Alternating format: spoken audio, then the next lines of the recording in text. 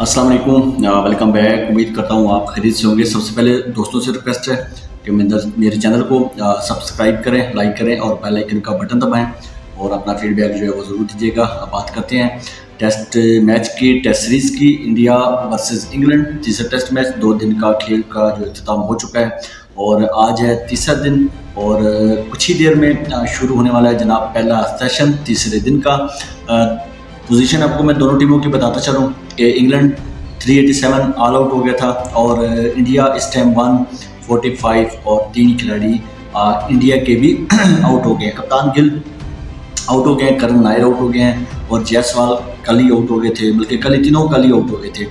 तो 145 रन जनाब अभी और इंडिया के, और अभी पीछे भी 240-45 रन जो है ना वो इंडिया ने मज़ीद और करने हैं।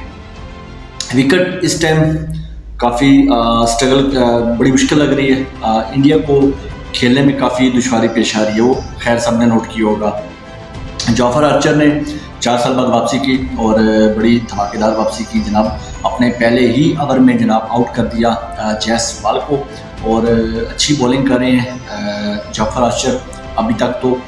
लेकिन यार मैंने एक चीज़ नोट की है कि जो इंग्लैंड के बॉलर है ना, जॉफर आर्चर के अलावा इंडिया के बैट्समैनों को उस तरह तंग नहीं कर रहे जिस तरह उनको तंग करना चाहिए था। हालांकि कंडीशन बड़ी टफ है, बड़ी मुश्किल कंडीशन है, तो इंडिया को वहाँ बड़ी मुश्किल पेश आनी चाहिए थी, लेकिन इंडिया इजीली ये टेस्ट सीरीज़ खेल रहा है अगर मेरे पॉइंट ऑफ व्यू से अगर आप सुने तो। क्योंकि 2 टेस्ट मैच अपने हो चुके हैं, इसमें एक इंडिया जीत चुका है, एक इंडिया हारा है। तो अब इंडिया को अभी काफ़ी मज़ीद मेहनत करने की ज़रूरत है और इंडिया की कोशिश होनी चाहिए, क्योंकि अभी तक देखा जाए तो मेरे ख्याल में तो 50-50 है।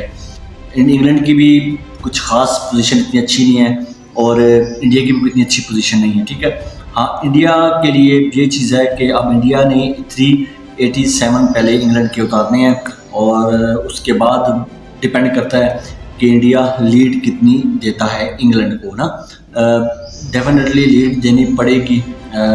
अगर लीड नहीं देंगे तो जो चौथी इनिंग्स है वो काफ़ी खासी मुश्किल नज़र आएगी इंडिया के लिए। चाहे 200 रन भी हो, चाहे 225 चेज़ करना हो, वो बहुत मुश्किल हो जाएगा। तो अभी फ़िलहाल केएल राहुल बैटिंग कर रहे हैं और बड़े तहम्मुल से, बड़ी मतलब उनकी टेक्निक मुझे बड़ी पसंद आई है। जिस तरह आपने देखा होगा कि रूट जिस तरह खेल रहा था ना, रूट की टेक्निक भी बहुत अच्छी है। खैर वो तो बहुत बड़ा प्लेयर है यार। केएल राहुल की भी वही टेक्निक है, मतलब तहम्मुल से, कोई गलत शॉट नहीं खेली उन्होंने, कोई पैनिक नहीं हुए।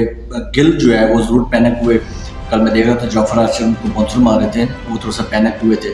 लेकिन क्रिस वोक्स जो है वो उनको आउट करके, कोई इतनी आउटस्टैंडिंग बॉलिंग भी नहीं थी, कोई स्विंग भी नहीं हो रही थी, लेकिन वो एज हुआ और मज़े की बात कि विकेट कीपर ऊपर खड़ा था, तो गिल इस तरह आउट हुए।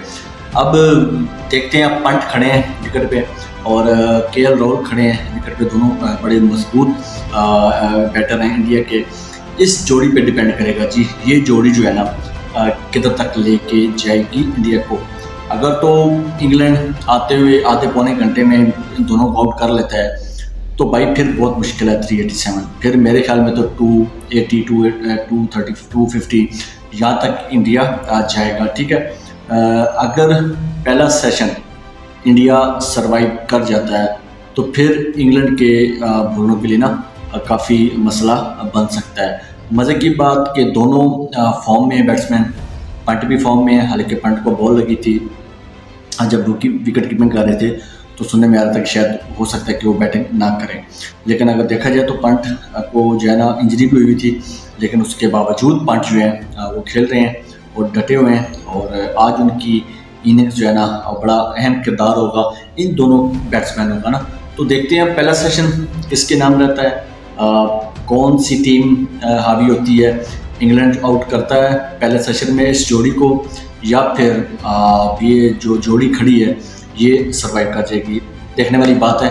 लेकिन टेस्ट मैच काफ़ी अभी तक मज़ेदार है। मौसम की बात करें तो कुछ खास परेशानी करने वाली बात नहीं मौसम की। मौसम फिलहाल मेरे ख्याल में तो ठीक है। इस वीडियो में इतने, दुआ में याद रखिए, चैनल लाजमी सब्सक्राइब करें। मुलाकात होगी, अल्लाह हाफ़िज़।